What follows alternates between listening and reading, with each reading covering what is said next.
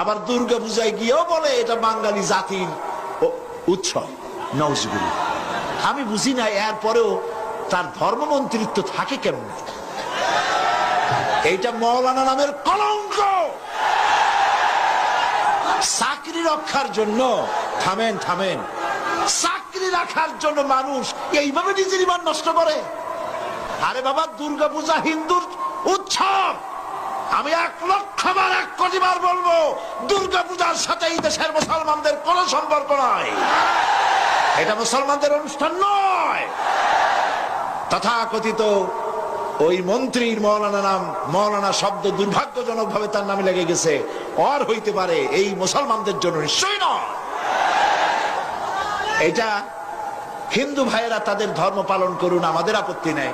আমরা ঈদ করি, তারা পূজা করবে, কিন্তু ওইটা আমার উৎসব। এই কথা কেন বলবো আমি? হিন্দুরা কি কোনোদিন বলে যে ঈদ আমাদের উৎসব? তো তুমি তোমার চাকরি রক্ষার জন্য এত পাও চাটো কেন?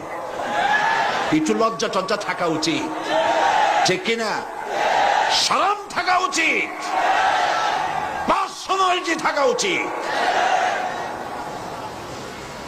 এই সব মঞ্চে গিয়ে গৌতম বুদ্ধের প্রশংসা, তার আদর্শই ভালো, ওর আদর্শ ভালো, মোহাম্মদ সাল্লাল্লাহু আলাইহি ওয়াসাল্লাম আদর্শ ভালো, তাহলে পার্থক্য রইল কি? গোলালু মার্কা নেতা, গোলালু ভর্তায় চলে, চিংড়ি মাছে চলে, গোশতে চলে, মাছে চলে। গোলালু কোন জায়গায় বলে না যে এটা দিয়ে আমারে হবে না। কাজী ওরে পূজায়, পূজার মণ্ডপেও চলে, ঈদের মাঠেও চলে, সব জায়গায় চলে, জাহান্নামেও চলবে। আমি কারোর সাথে মিশে যাই না। আমার অস্তিত্ব আলাদা, আমার কৃষ্টি, আমার কালচার, আমার সংস্কৃতি পৃথিবীবাসীর থেকে সম্পূর্ণ আলাদা। আমি আমার আলাদা স্বাতন্ত্র, আমার আলাদা স্বাতন্ত্র নিয়েই এই পৃথিবীতে আছি এবং বেঁচে থাকবো ইনশাআল্লাহ। আমি কারোর সাথে মিশে যেতে পারি না, কারণ আমার জন্য যেটা হালাল আর একজনের জন্য সেটা হারাম, ঠিক না? তার জন্য যেটা হালাল সেটা আমার জন্য একেবারে জনমের মতো হারাম। আমার জন্য গরু হালাল, আর একজনের জন্য গরু একদম হারাম।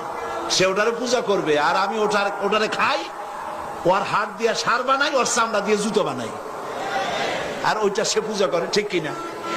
তা আমার জন্য যেটা হালাল আর একজনের জন্য সেটা হারাম, কাজে ওর সাথে আমি মিশবো কি করে? আমার তো মিল হতে পারে না, সাংস্কৃতিক দিক থেকে তো কোনো মিল হবে না, কারণ আমি তো মুসলমান। আর যারা মেলে মুসলমান নাম দিয়া, মুসলমান নিশ্চয়ই নয়, মুনাফিক। এগুলা কি? নিঃসন্দেহে মুনাফিক।